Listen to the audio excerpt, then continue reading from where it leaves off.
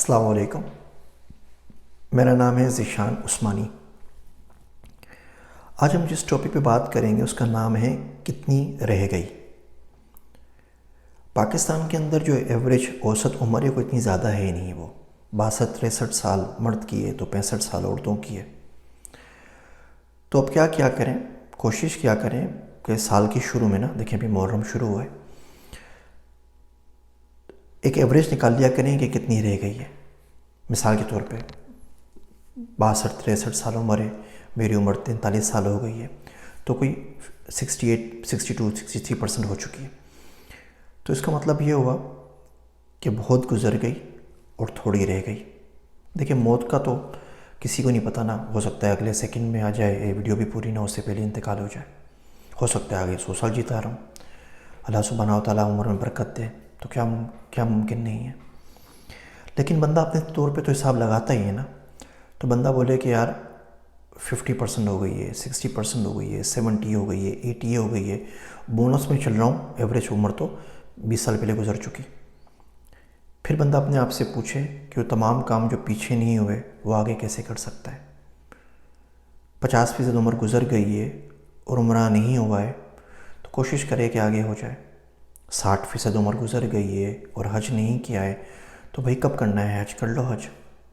70% عمر گزر گئی ہے اور زندگی میں کوئی ٹائم ایسا نہیں مل سکا کہ بندہ 2-3-4 گھنٹے دعا مانگ لے، تو کب مانگے گا؟ ہم روز نماز پڑھیں نا 70 سال تک، 12 سال سے فرض ہوتی ہے، 70 سال کی عمر تک پڑھتے رہے نا، تو پوری زندگی میں مشکل سے 1 سال اللہ سبحانہ و تعالیٰ کو دیں گے اس کام کے لیے جس کے لیے بنائے گئے ہیں، وہ بھی نہیں دیتے۔ ان میں سے کتنے ہیں جو روز 1000 تسبیح پڑھ لیں، 100 نفل پڑھ لیں، 2-2.5 گھنٹے لگتے ہیں، زیادہ ٹائم لگتا بھی نہیں ہے، 1 سپارہ پورا پڑھ لیں، دعا ہی مانگنے چلیں گھنٹے 2 گھنٹے کے لیے، گھنٹہ 2 گھنٹہ دور کی بات ہے، منٹ 2 منٹ بھی نہیں مانگتے دعا۔ تو یہ کتنی رہ گئی، یہ سوال اپنے آپ سے روز پوچھا کریں۔ میرا بڑا دل کرتا ہے کہ سٹارٹ اپ کھولنے کا، ڈر لگتا ہے مولانا حضرات بہت ماریں گے تو اس چکر میں کھولتا نہیں ہوں، لیکن آئیڈیا یہ ہے کہ اس سٹارٹ اپ کا نام ہو ایکسپیرینس ڈیتھ، اور اس میں بندہ جب ہمارے پاس آئے تو ہم اس کو بولیں اب سب آپ آنکھیں بند کر لو اور آپ سمجھو کہ آپ مر گئے ہو، اب آپ نہ بول سکتے ہو نہ دیکھ سکتے ہو، آپ کو سنائی دے گا بس۔ اس کے بعد بندے کو لے کر آئیں، اس کو بالکل اس طرح لٹائیں جس طریقے سے مردے کو لٹایا جاتا ہے، اس کے کپڑے اتاریں، اس کو غسل کرائیں، پیچھے وہ رونے دھونے کی عورتوں کی آوازیں بھی چل رہی ہیں اس کو ڈراماٹائز کرنے کے لیے۔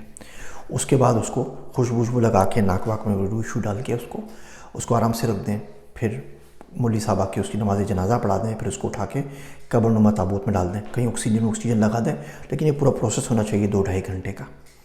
مجھے پوری امید ہے کہ یہ ایکسپیرینس ہو جائے، کوشش کرتا ہوں میٹا ورس میں بنا دوں گا ورچوئل ریئلٹی کے اندر، پھر وہاں تک میرے خیال سے کوئی پوچھے گا نہیں مجھے ڈانٹنے کے لیے۔ تو اس سے بہت بڑا زندگی پہ اثر پڑتا ہے کہ آپ اچھے خاصے بندے تھے اور آپ کو کوئی ٹچ بھی نہیں کر سکتا تھا، آج 3-4 لوگوں نے آپ کے کپڑے اتار دیے جن کو آپ جانتے بھی نہیں ہیں، 5-6 لوگ آپس میں باتیں بھی کر رہے ہیں، آپ کی بات کر رہے ہیں، کسی اور فلموں کی بات کر رہے ہیں، ساتھ میں آپ کو غسل بھی دے رہے ہیں اور آپ کچھ نہیں کر سکتے۔ لوگ رو رہے ہیں تو آپ کچھ نہیں کر سکتے، لوگ ہنس رہے ہیں تو آپ کچھ نہیں کر سکتے۔ اس کے بعد بڑے سے بڑا بیڈ ہمیں چاہیے ہوتا ہے، فل اے سی چاہیے ہوتا ہے، وہ قبر میں چھوڑ دیں گے جہاں اے سی بھی نہیں ہوگا، موبائل فون بھی نہیں ہوگا، فیس بک بھی نہیں ہوگا، انٹرنیٹ بھی نہیں ہوگا، نیٹ فلکس بھی نہیں ہوگا، تو اتنا لمبا عرصہ قیامت تک کا کیسے گزاریں گے؟ بڑا مسئلہ بن جائے گا نا۔ تو کوشش کیا کریں کہ اپنے آپ سے ضرور پوچھا کریں دن کے اندر کتنی رہ گئی ہے، پیچھے زندگی میں کیا کیا، آگے میں ایسا کیا کروں کہ مرتے وقت حسرت نہ رہ جائے کہ کاش فلاں کام کر لیا ہوتا۔ امید کرتا ہوں یہ چھوٹے چھوٹے ریمائنڈر زندگی میں کہیں نہ کہیں ضرور کام آئیں گے۔ میرے واسطے دعا کیجیے گا۔ میں ہوں آپ سب کا ذیشان عثمانی۔